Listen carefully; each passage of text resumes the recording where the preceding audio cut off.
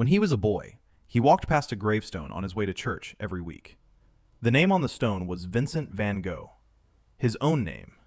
His brother, born exactly 1 year before him, to the same parents, in the same house, had died at birth. Vincent grew up in the shadow of a ghost who shared his face. He tried everything before he found painting: art dealer, bookseller, teacher, preacher.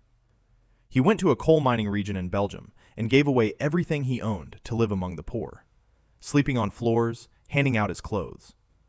The church fired him for being too extreme. His father considered having him committed. He was 27 when he finally picked up a brush, and he was largely self-taught. He painted with a ferocity that alarmed people around him. In the last 2 years of his life alone, he produced over 900 works, sometimes finishing a painting a day. He survived on coffee, bread, and absinthe. He wrote over 800 letters to his younger brother Theo, who was also his only financial lifeline. Without Theo, there are no paintings. In 1888, he invited the painter Paul Gauguin to live and work with him in Arles, in the south of France, desperate for creative companionship. It collapsed spectacularly.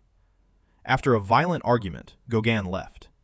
That night, Van Gogh cut off part of his own ear and brought it to a woman at a local brothel, asking her to keep it safe. He checked himself into an asylum and kept painting.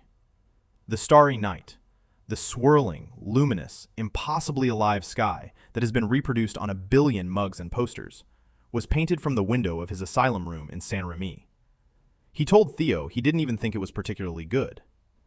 In his entire lifetime, Vincent van Gogh sold one painting. One. He died on July 29, 1890, 2 days after being shot in the chest in a wheat field near Auvers. He was 37. His last words to Theo, according to those present: "The sadness will last forever." Theo died 6 months later. He never recovered. It was Theo's wife, Johanna, who gathered Vincent's letters, organized his canvases, and spent the rest of her life making sure the world knew who he was. Today, his paintings sell for tens of millions of dollars. The Van Gogh Museum in Amsterdam draws nearly 2 million visitors a year. He never knew any of it. Finishing a painting every day for 2 years is quite the feat. Liking, subscribing, and hitting the bell are much easier to do, and would be greatly appreciated. And drop a comment. What's your favorite Van Gogh painting?